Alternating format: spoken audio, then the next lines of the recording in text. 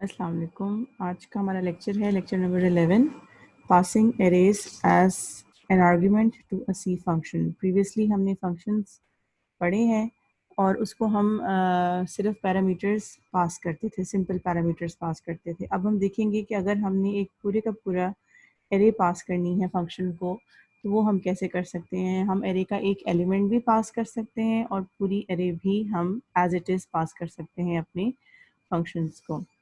In C programming, you can pass an entire array to functions, but before we do that, let's see कि हमें अगर एक individual element array का pass करना है तो वो हम कैसे कर सकते हैं।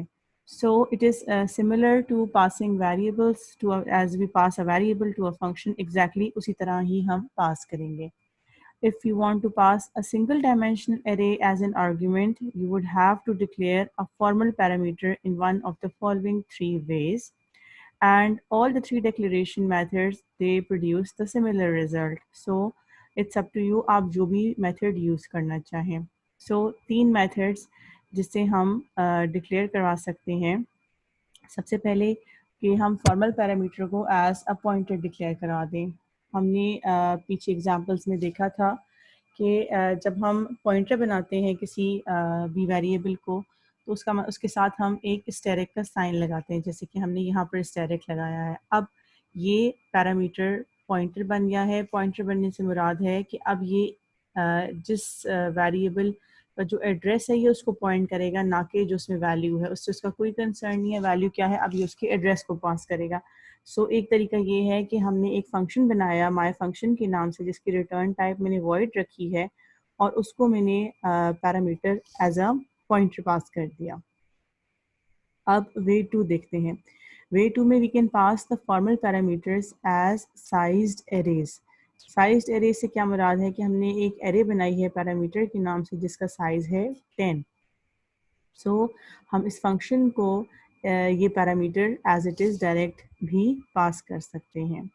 वे थ्री क्या है हमारे पास? Way three is to pass the formal parameters as an unsized array.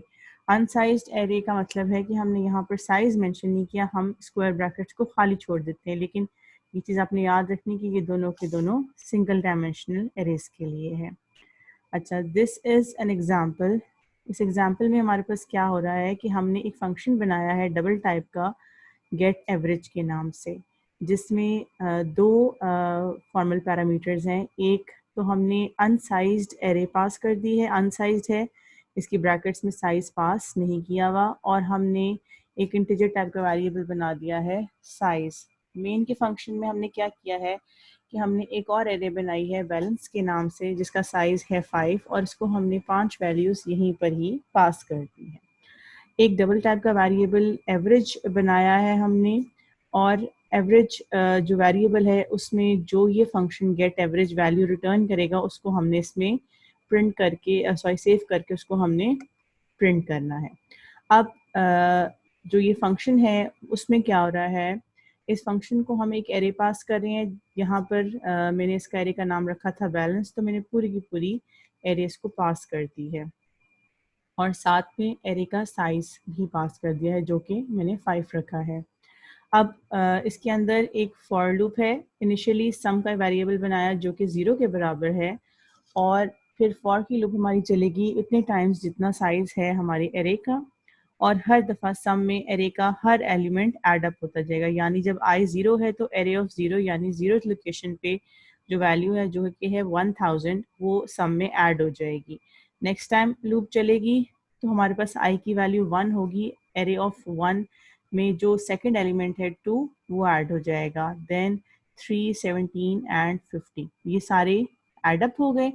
फिर फाइनली जब फॉर लूप ख़त्म हो गई उसके बाद एक नेक्स्ट एक्सप्रेशन है एवरेज कैलकुलेट करने के लिए। जितना भी सम हमने कैलकुलेट किया है उसको डिवाइड करेंगे हम साइज के साथ तो हमें एवरेज मिल जाएगा, और साथ में ये रिजल्ट आपको नज़र आ रहा है 214.4000। अब how to pass a multi dimensional array to a function. ये जो प्रीवियस एग्जांपल थी इसमें एक सिंगल डायमेंशनल एरे हमने पास की है। अब हम देखते हैं कि हमने अगर मल्टी डायमेंशनल एरे पास करनी है एक फंक्शन को तो फिर हम क्या करेंगे।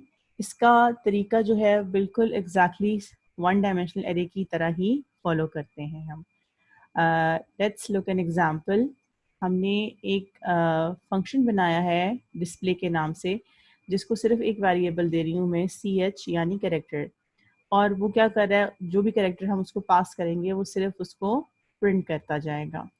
अब मेन के फंक्शन में क्या है, एक एरे बना ली है मैंने ABCDEFGH, और ये अन साइज्ड है, इसको मैंने यहाँ पे साइज मेंशन नहीं किया, तो कंपाइलर क्या करेगा, ऑटोमेटिकली इसके लिए ये 10 एलिमेंट्स हैं तो 10 एलिमेंट्स की एरेज के लिए खुद ब खुद बना देगा।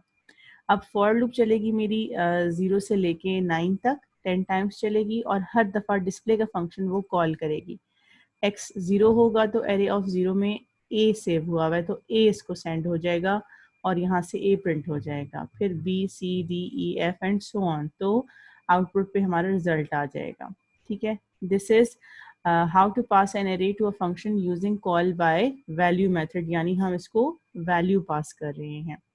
अब हम देखते हैं how to pass an array to a function using call by reference method. Call by reference हम पहले भी देख चुके हैं।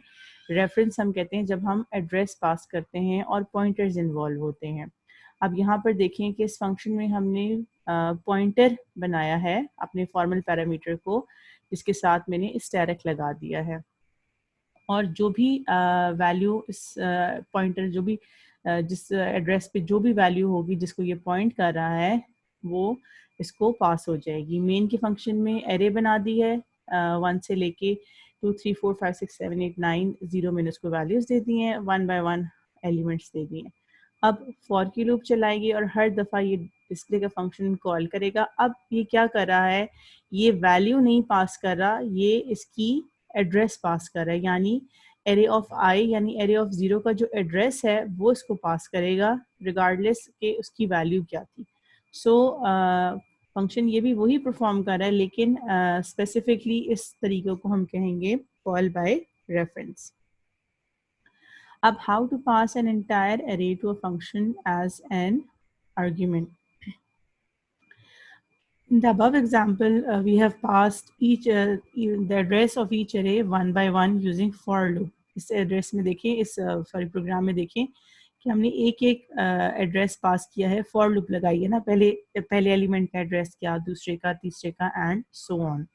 हाउएवर हम पूरी की पूरी एरे भी एट द टाइम पास कर सकते हैं और हमें ये फॉर लूप नहीं लगानी पड़ेगी। ठीक है, एक चीज़ जो आपने याद रखनी है कि एरे का जो नाम है, जैसे मैंने एरे का नाम रखा है ARR, जब मैं वो खाली नाम पास करूंगी, it is equivalent to passing the address of the first element. First element है एरे ऑफ 0, तो मैं अगर खाली एरे पास कर दूं या मैं लिख दूं at the rate of array का 0th एलिमेंट का एड्रेस, तो बोथ आर सेम। ठीक है, अच्छा, अब इस प्रोग्राम में क्या हो रहा है, हमारे पास एक फंक्शन बनाया है जिसको एक पॉइंटर दिया है और एक वैल्यू दी है। वैल्यू मैंने दी है फॉर लूप के लिए। अब ये फॉर लूप चलेगी, जो भी वेरिएबल 2 में वैल्यू होगी उतनी दफ़ा ये फॉर लूप चलेगी, और हर दफ़ा वो प्रिंट करेगा वैल्यू ऑफ एरे %d, जो भी उस स्पेसिफिक एलिमेंट की वैल्यू होगी उसको प्रिंट करेगा, और उसके बाद वेरिएबल 1 की वैल्यू में वो 1 ऐड करता जा रहा है। अच्छा, अब क्या है हमारे पास, मेन की बॉडी में हमने एक एरे बनाई, उसको हमने वैल्यूज़ दे दी 1 2 3 4 5 6 7 एलिमेंट्स हैं इसमें। तो जो फंक्शन मैं कॉल करूँगी उसमें 7 वेरिएबल 2 की वैल्यू पास की, यानी जो फॉर लूप है वो 7 टाइप चलनी चाहिए। और यहाँ पर मैंने अब एड्रेसेस नहीं पास किए जैसे मैं लास्ट टाइम करी थी कि एलिमेंट बाय एलिमेंट मैं उसको पास करी थी फॉर लूप लगा के। अब मैंने पूरी की पूरी एरे ही इसको पास कर दिया। पूरी की पूरी एरे इस तरह पास करने का मतलब है कि फर्स्ट एलिमेंट का एड्रेस जो है वो मैंने इसको पास कर दिया है। ठीक है, अब यहाँ पर जब आएगा, यहाँ पर भी ये एज अ पॉइंटर इसको कर रहा है, यानी अब ये इसके एड्रेस को पॉइंट करना शुरू कर दिया है इसने। सो फिर यहाँ पर आएगा और फिर इस तरह ये चलता जाएगा, और वेरिएबल 1 हर दफ़ा +1 होता जा रहा है। सो हर दफ़ा एक एक वैल्यू एड्रेस की आगे बढ़ती जाएगी, पहले इसको पॉइंट करेगा, फिर इसको एंड सो ऑन। सो इसका आउटपुट आएगा जब वो फाइनल डिस्प्ले करेगा, तो इस तरह सारे 1 बाय 1 वैल्यूज़ को, एलिमेंट्स को वो डिस्प्ले कर देगा। So this was the today's lecture. Thank you.